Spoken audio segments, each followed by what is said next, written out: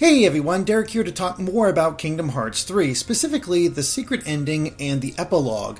And I've been playing a ton of Kingdom Hearts 3 ever since I first got it. In fact, just a little bit earlier, I actually platinumed the game. And I do want to talk more about this, specifically with Ash, because he's obviously just as big of a Kingdom Hearts fan as I am. And there's going to be a lot to talk about as far as the story, how we feel that it concludes the Xehanort arc, and everything else. Now, I know a lot of people have pointed out during my review that I sort of classified this as the end, and that's obviously not the case. The epilogue and secret ending kind of prove that. Now, I will say right now, spoiler warning, because obviously this is going to get into spoilers, so definitely should not watch this unless you've beaten the game or just have a healthy curiosity and don't care about spoilers. But I don't want to talk about Kingdom Hearts 3 itself until Ash has finished the game and we can have a proper discussion about all the gameplay, the theming, how everything got wrapped up as far as the Xehanort saga, and where it's going to go from here. And I actually want to touch on that last part as part of this discussion because that's basically what the epilogue and secret ending are all about. Now, there's some mysteries going on throughout the entire game that just left me like, how are they going to answer this? Why are they bringing this up? Why isn't this getting paid off? And the big one of that was, one, the box that Lushu took at the end of the back cover movie and is sort of keeping track of, and Maleficent and Pete were both looking throughout the game. Now, the epilogue actually shows Lushu in the Keyblade graveyard with the box, and then the four of the Lost Masters show up from back cover. They're back after the whole Keyblade War incident, and the secret report goes a little bit more into Lushu's whole ordeal and what he's sort of been planning and what his master wanted him to do, the Master of Masters. And it gives you an idea that, okay, Xehanort wasn't the big bad of all this. Like, he's of course bad, he was trying to do all this stuff, but they sort of ironed that out in the beginning. And there's always sort of this weird thing about what was the Master of Masters' whole ordeal? What was this all about? How does this tie into Kingdom Hearts 3? And the answer is, it kind of doesn't. It just sort of ties into his prophecy and what he wanted to do. And now that his Keyblade is free of Xehanort and back in the hands of Lushu, his mission is complete, which brings back the other four Lost Masters. Now, the only one missing is Ava, which ties into another mystery that was brought up throughout the game, as Axel and Sai both talked about it at length, about this girl that they saw in Ansem the Wise's keep that got experimented on, and there was no explanation about her and all that stuff. There was this mystery girl they kept referring to, and I'm like, who the heck is this girl? It can't be a brand new character, but it can't be anybody else that I'm thinking of. And I was left very much perplexed about what it all could mean. And it turns out it's Ava from back cover, basically the Fox foreteller of that whole section. I haven't played a lot of Union Cross, so I forget I guess it's just unions of the Fox Union or the Volpine Union. And you find out it was actually her. She lost all of her memories, and it had this empathy. It's why Axel and Sai became apprentices to Ansem the Wise, because they wanted to save her.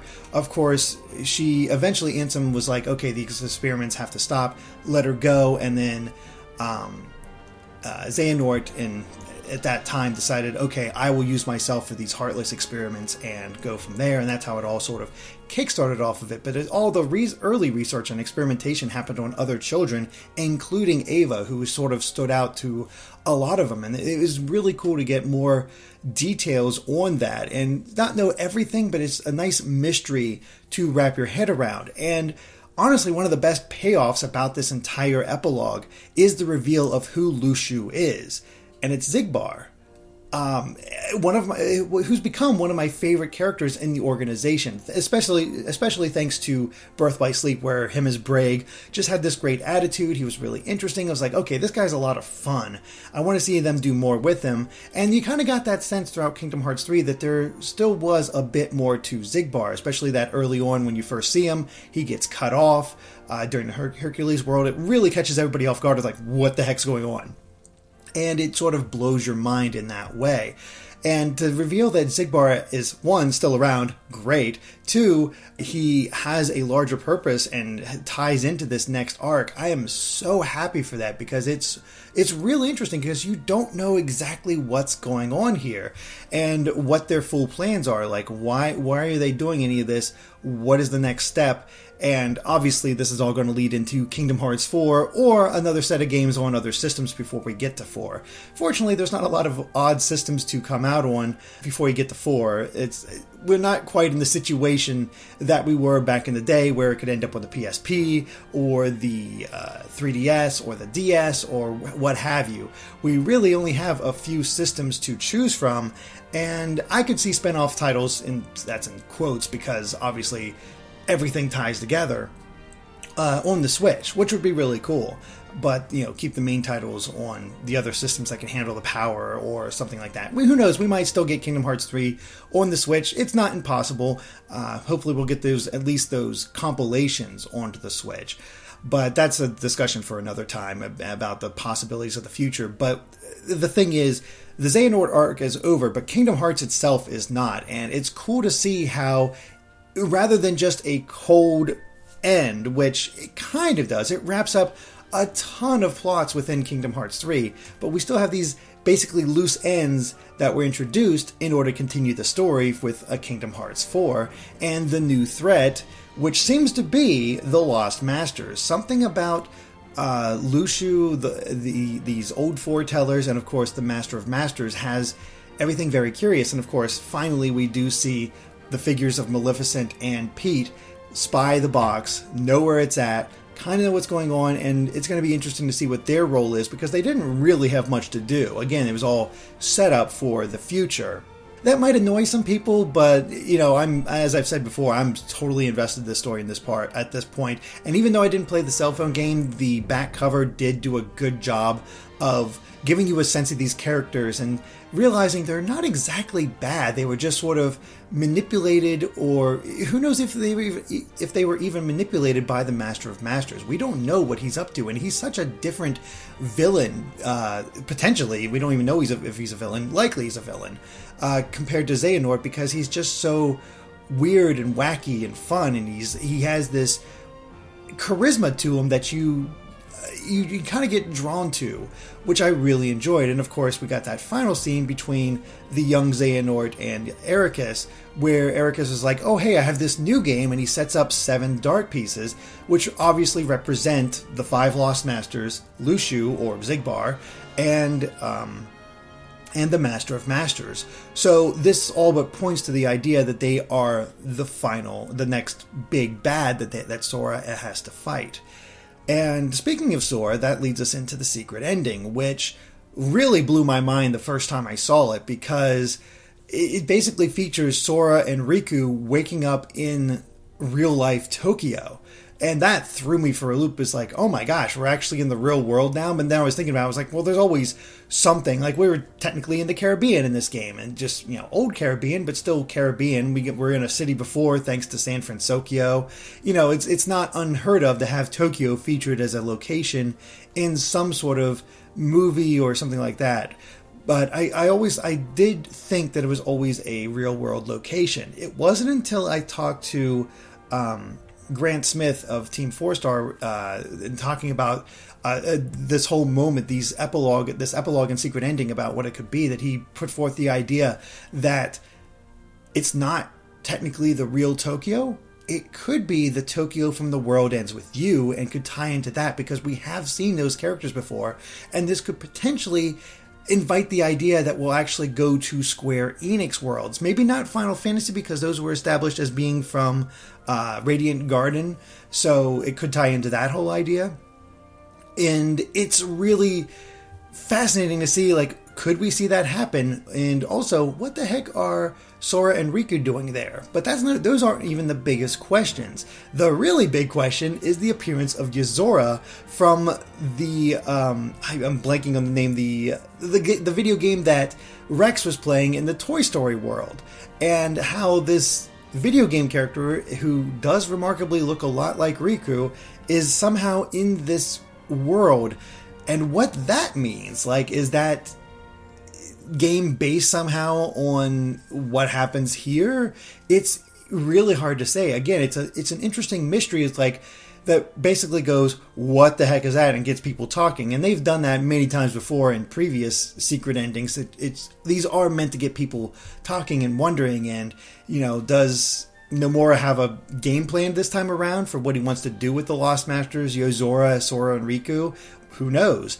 But it all culminates in the Master of Masters being back, because it absolutely has to be him, and forming a heart with his fingers over the moon, which, Kingdom Hearts and all that. So it seems his aim is Kingdom Hearts as well, obviously at this point. But it's fascinating. I really like where they're going with this and the possibilities there. Now, another thing Grant mentioned is that this secret ending could not be an advertisement or a tease for Kingdom Hearts 4, but potentially the idea of a DLC pack that sort of sets up the next arc for Kingdom Hearts 3, especially since Sora and Riku was still in their current outfits. Now, on the flip side of that, and I countered with this, is that it could be just, as we've seen with this game, as we saw with Kingdom Hearts 2, Sora often starts in his old outfit before he gets a new set of clothes. So I'm not convinced it's part of DLC yet. We'll see what exactly happens with that. There's no solid plans or anything, but as of right now, I'm sort of treating this as sequel bait rather than DLC bait. I'm left mystified about where this can go next and the potential of it, because now that 3 is out, 4 can go in any number of ways. We have this real world location thanks to The World Ends With You. We could get other real world locations. We could have an explorable New York thanks to the whole Marvel Universe thing, which would be crazy on its own. And of course, we got Star Wars, and there's now, I feel, is the appropriate time to start introducing these other ones, especially since we wrapped up Pirates of the Caribbean, and those models worked really well with Sora's, like that they really melded them in a better way than I'd ever seen previously. Like I did not like Port Royal in Kingdom Hearts 2. I thought it clashed too much. It wasn't really interesting. And then this game, Pirates is kind of my favorite world. It's so packed with content and interesting ideas. So I'd love to see where they go from here with all those concepts. And yeah, I'm excited for the prospect of Kingdom Hearts, whatever next. Let's say 4. We're going to go with 4, but here's the thing. We have a huge cast of heroes now. There are, we have Sora, Riku, Kairi. We have, the Roxas group. We have the Aqua group, and all of them together. There are so many characters now. But I do think for this one, it's going to mainly focus on Sora and Riku. That's obvious from the secret ending. They might have other roles to play. They might not do anything.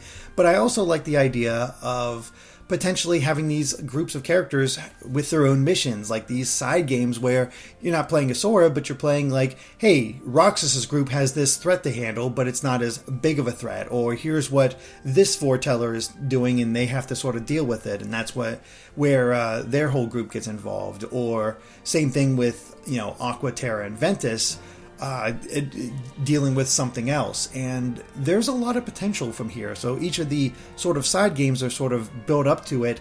And the fourth game is or the numbered games being where they all come together to deal with a greater threat and a greater focus on Sora.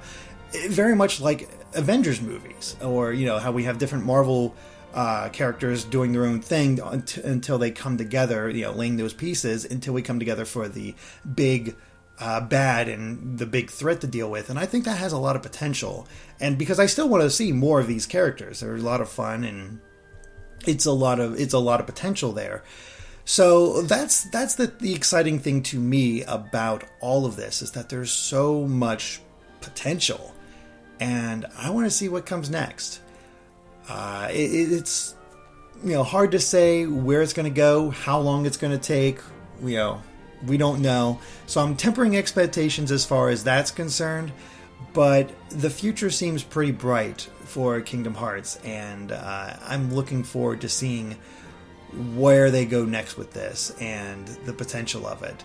Could it be another set of 7 odd games doing all that? Who knows? But there's there's a lot of fun things they can do, and I'm excited to see what they do next.